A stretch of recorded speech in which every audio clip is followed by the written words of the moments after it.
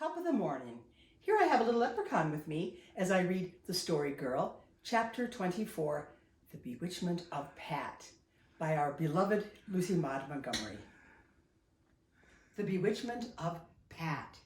We were all in the doleful dumps, at least all of us young fry were, and even the grown-ups were sorry and condescended to take an interest in our troubles. Pat, our dear frolicsome Patty, was sick again. Very, very sick. On Friday he moped and he refused his saucer of new milk at milking time.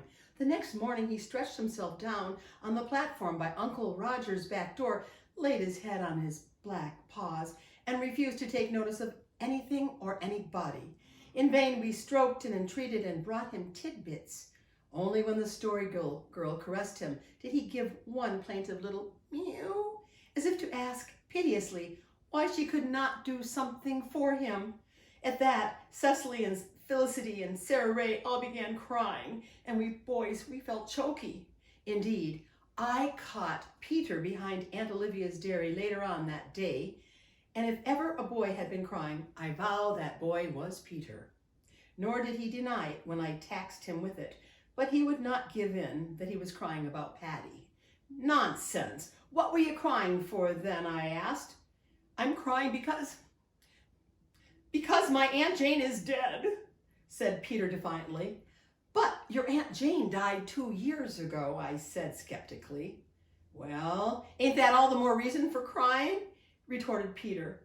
I've had to do without her for 2 years, and what's worse, that it had just been a couple days. Well, I believe you were crying because Pat is so sick, I said firmly. As if I cry about a cat, scoffed Peter, and he marched off whistling.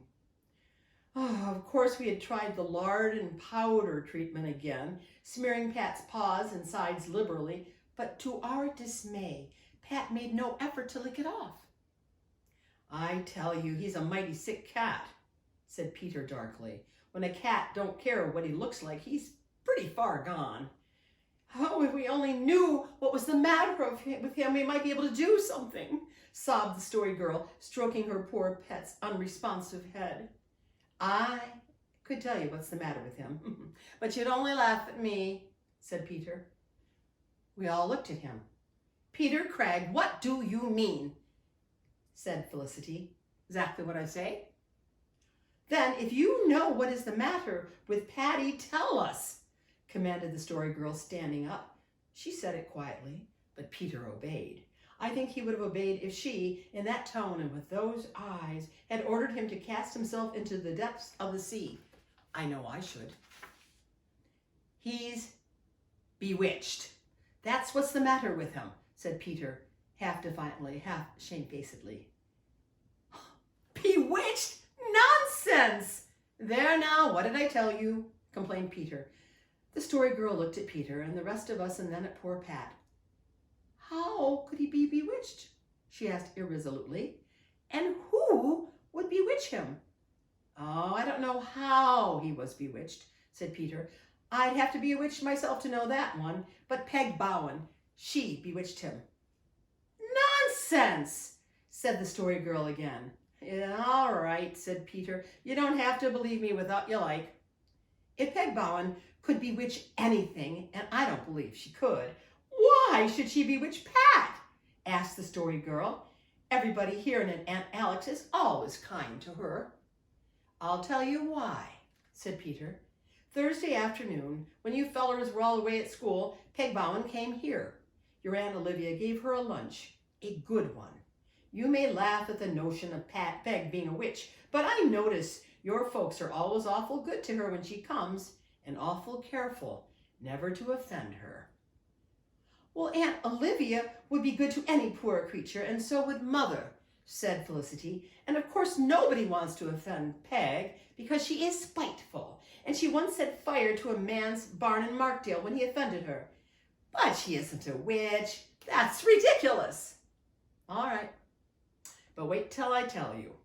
When Pegbon was leaving, Pat was stretched out on the steps. She tramped on his tail. You know Pat doesn't like to have his tail meddled with. He slewed himself around and he clawed her bare foot. If you'd just seen the look she gave him, you'd know whether she was a witch or not. And she went down the lane, muttering and throwing her hands around, just like she did in Lem Hill's cow pasture. She put a spell on Pat. That's what she did. He was sick the next morning. We looked at each other in a miserable, perplexed silence. We were only children, and we believed that there had been things such as witches once upon a time. And Pegbon was an eerie creature. Oh, if that's so, although I can't believe it is. Well, we can't do anything, said the story girl drearily. Pat must die. Cecily began to weep afresh. I would do anything to save Pat's life, she said. I'd believe anything. There's nothing we can do, said Felicity impatiently. I suppose, sobbed Cecily, we might go to Pegbon and we might ask her to forgive Pat and take the spell off him. She might, if we apologized real humble. At first, we were appalled by the suggestion. We didn't believe Pegbon was a witch. But to go to her, to seek her out in that mysterious woodland retreat of hers, which was invested with all the terrors of the unknown, and that this suggestion should come from timid Cecily of all people. But then there was poor Pat. Would it do any good? Asked the story girl desperately. Even if she did make Pat sick, I suppose it would only make her crosser if we went and accused her of bewitching him. Besides, she didn't do anything of the sort. But there was some uncertainty in the story girl's voice. It wouldn't do any harm to try, said Cecily. If she didn't make him sick, it won't matter if she's cross. It won't matter to Pat, but it might be to the one who goes to her, said Felicity. She isn't a witch, but she is a spiteful old woman, and goodness knows what she'd do to us if she caught us. I'm scared of Pegbon, and I don't care who knows it. Ever since I can mind, Ma's been saying, if you're not good, Pegbon will catch ya. Oh, if I thought she really made Pat sick and could make him better, I'd try to pacify her somehow, said the story girl decidedly. I'm frightened of her too. Oh, but just look at poor, darling Patty. Oh, we looked at Patty, who continued to stare fixedly before him with unwinking eyes. Well, Uncle Roger came out, and he looked at him also, with what seemed to be positively brutal unconcern. I'm afraid it's all up with Pat, he said. Uncle Roger, said Cecily imploringly. Peter says Pegbon has bewitched Pat for scratching her. Do you think it can be so? Did Pat scratch Peg? Asked Uncle Roger with a horror-stricken face. Oh, dear me! Oh, dear me! The mystery is solved. Poor Pat. Uncle Roger nodded his head as if resigning himself and Pat to the worst. Do you really think Pegbon is a witch, Uncle Roger? Demanded the story girl incredulously. Do I think Pegbon is a witch? My dear Sarah, what do you think of a woman who can turn herself into a black cat whenever she likes? Is she a witch or is she not? I leave it to you. Can Pegbon turn herself into a black cat? Asked Felix, staring. It is my belief that that is the least of Pegbon's accomplishments, answered Uncle Roger. It is the easiest thing in the world for a witch to turn herself into any animal you might choose to mention. Yes, Pat is bewitched, no doubt of that, not the least in the world. What are you telling those children such stuff for? Said Aunt Olivia, passing on her way to the well. Oh, it's an irresistible temptation, answered Uncle Roger, strolling over to carry her pail. You can see your Uncle Roger believes Peg is a witch, said Peter. And you can see that Aunt Olivia does not, I said, and I don't either. See here, said the story girl resolutely. I don't believe it, but there may be something in it. Suppose there is. The question is, what can we do? I'll tell you what I'd do, said Peter. I'd make a present for Peg, and I would take it there to make Pat well. I wouldn't let on I thought she made him sick. Then she couldn't be offended, and maybe she'd take the spell off. Oh, I think we'd all better give her something, said Felicity. I am willing to do that. But who's going to take the presents to her? We must all go together, said the Story Girl. I won't, cried Sarah Ray in terror. I wouldn't go near Pegbon's house for the world, no matter who was with me. Well, I thought of a plan, said the Story Girl. Let's all give her something, as Felicity says, and let us write a letter to her, a real nice, polite letter, and then let us all go up to her place this evening, and if we see her outside, we'll just go quietly and set the things down before her with the letter, and we'll say nothing but come respectfully away. If she'll let us, said Dan significantly. Can Peg read a letter? I asked. Oh, yes. Aunt Olivia says she is a good scholar. She went to school and was a smart girl until she became crazy. We'll write it real plain. But what if we don't see her? Asked Felicity. Well, we'll put the things on her doorstep then and we'll leave them. She may be miles away over the country by this time, sighed Cecily, and she'll never find them until it's too late for Pat. But it's the only thing to do. What can we give her? We mustn't offer her money, said the Story Girl. She's very indignant when anyone does that. She says she isn't a beggar, but she'll take anything else. I shall give her my string of blue beads. She's very fond of finery. I'll give her that sponge cake I made this morning, said Felicity. I guess she doesn't get sponge cake very often. I've nothing but the rheumatism ring I got as a premium for selling needles last winter, said Peter. I'll give her that. Even if she doesn't have rheumatism, it's a real handsome ring. It looks like solid gold. I'll give her a roll of peppermint candy, said Felix, and I'll give her one of those little jars of cherry preserve I made, said Cecily. I won't go near her, quavered Sarah Ray, but I want to do something for Pat, and I'll send her that piece of apple leaf lace that I knit last week. I decided to give the redoubtable Pat some apples from my birthday tree, and Dan declared he would give her a plug of tobacco. Oh, won't she be insulted? Exclaimed Felix, rather horrified. Nah, grinned Dan. Peg chews tobacco like a man. She'd rather have it than your rubbishy peppermints, I can tell you. I'll run down to old Mrs. Sampson's and I'll get a plug. Now, we must write the letter and take it and the presents to her right away before it's dark, said the Story Girl. We adjourned to the granary and indite the important document which the Story Girl was to compose. How shall I begin it? She asked in perplexity. It would never do to say, Dear Peg, and Dear Miss Bowen. It sounds too ridiculous. Besides, nobody knows whether she's a Miss Bowen or not, said Felicity. She went to Boston when she grew up, and some says she was married up there and her husband deserted her, and that's why she went crazy. If she's married, she won't like being called Miss. Well, how am I to address her? Asked the Story Girl in despair. Peter again came to the rescue with a practical suggestion. Begin it. Respected Madam, he said.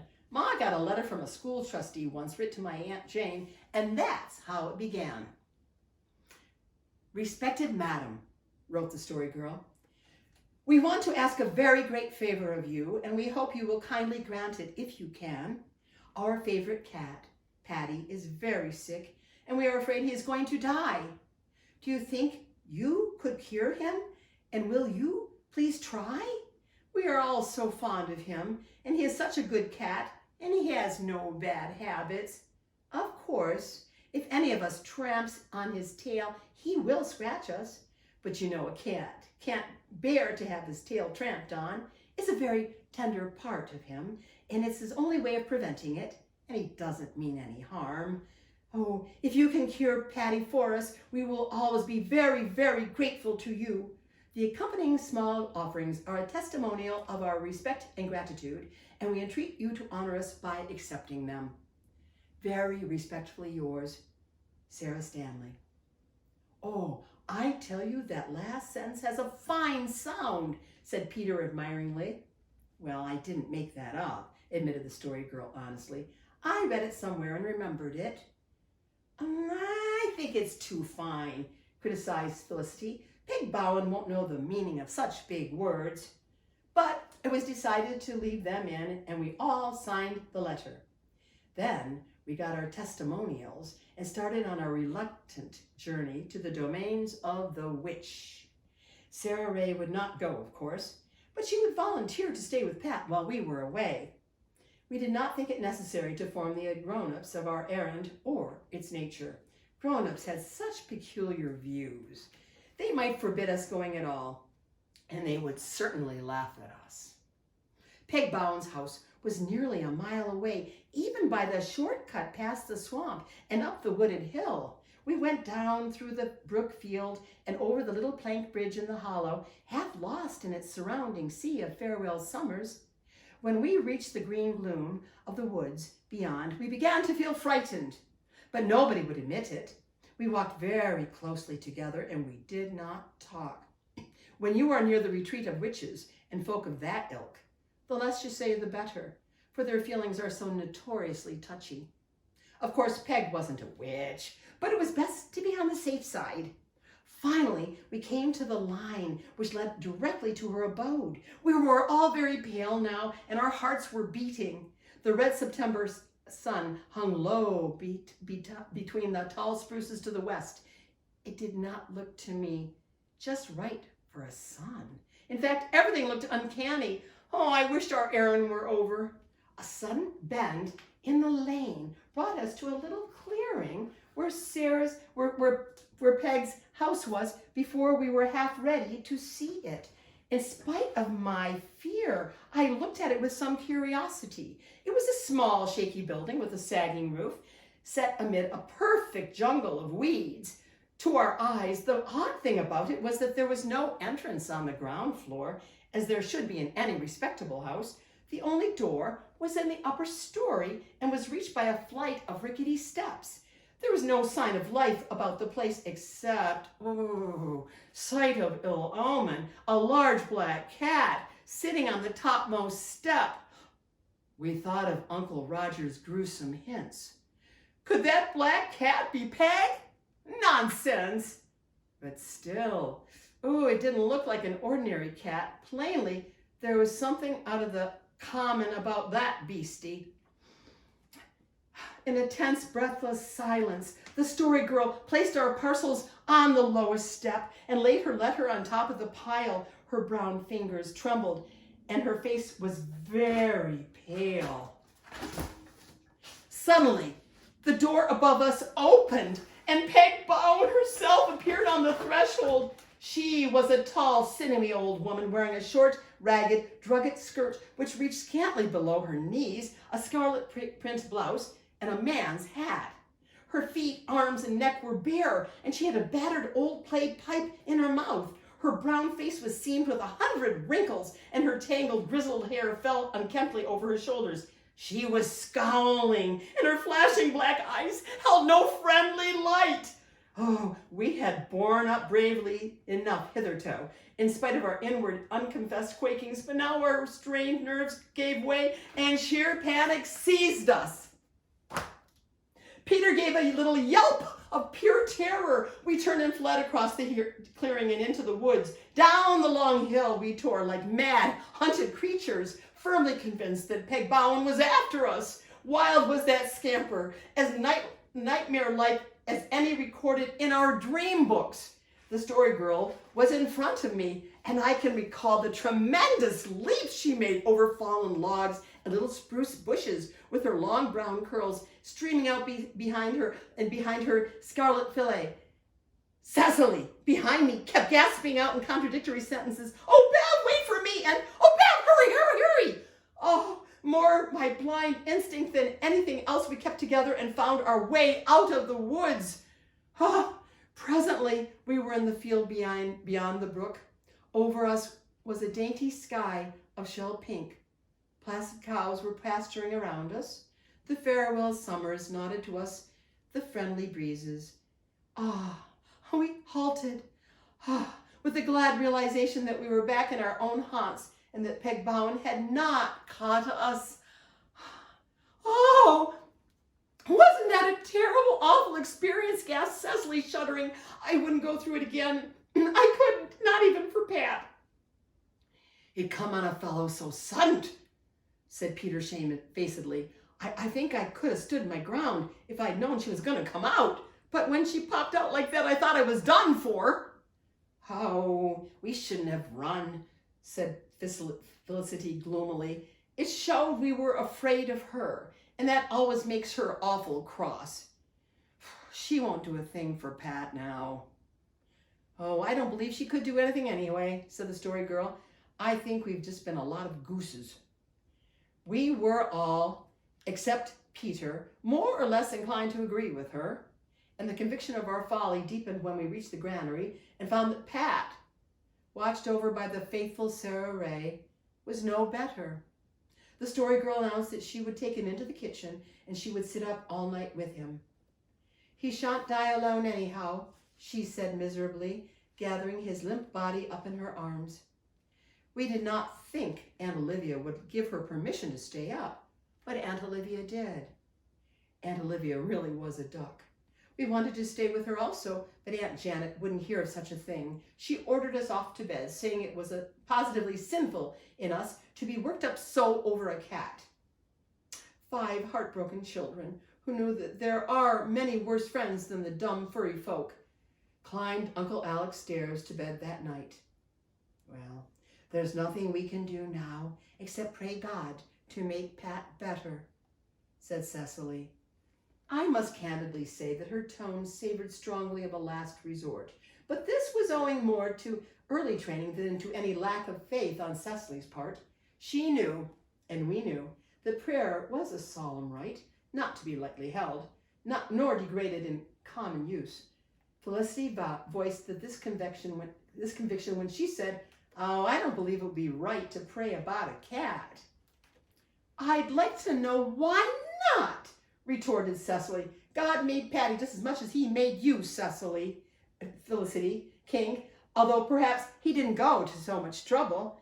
And I'm sure he's abler to help than Pegbon. Anyhow, I am going to pray for Pat with all my might and main, and I'd like to see you try to stop me. Of course I won't mix it up with more important things, but I'll just tack it on after I've finished adding the blessings, just before I say Amen. More petitions than Cecily's were offered up that night on behalf of Patty. I distinctly heard Felix, who always said his prayers in a loud whisper, howling to some last conviction of early life that God would not hear him unless he prayed audibly, mutter pleadingly after the important part of his devotions were over, "Oh God, please make Pat better by the morning. Oh, please do." And I, in these late years of irreverence for the dreams of youth, am not in the least ashamed to confess that when I knelt down to say my boyish prayer, I thought of our little furry comrade in his extremity, and I prayed as reverently as I knew how to for his healing. Then I went to sleep, comforted by the simple hope that the Great Father would, after important things were all attended to, remember poor Pat. As soon as we were up the next morning, we rushed off to Uncle Roger's. But we met Peter and the story girl in the lane, and their faces were as the faces of those who bring glad tidings upon the mountains. "Pat's better," cried the story girl, blithe, triumphant. "Last night, just at 12, he began to lick his paws. Then he licked himself all over and he went to sleep. I went to sleep too on the sofa. And when I woke, Pat was washing his face, and he has taken a whole saucerful of milk. Oh, isn't it splendid?" "You see, Pegbon did put a spell on him," said Peter, "and then she took it off." "Well, I guess Cecily's prayer had more to do with Pat's getting better than Pegbon," said Felicity. "She prayed for Pat over and over again. That is why he's better." "Oh, all right," said Peter, "but I'd advise Pat not to scratch Pegbon again, that's all." "I wish I knew whether it was the praying or Pegbon that cured Pat," said Felix in perplexity. Oh, I don't believe it was either of them, said Dan. Pat just got sick and got better again of his own accord. I'm going to believe that it was a praying, said Cecily decidedly. It is so much nicer to believe that God cured Pat than Pegbon did. But you oughtn't to believe a thing just 'cause it would be more comfortable, objected Peter. Mind you, I ain't saying God couldn't cure Pat, but nothing and nobody can't never make me believe that Pegbon wasn't at the bottom of it all. Thus, faith, superstition, and incredulity strove together among us, as in all history.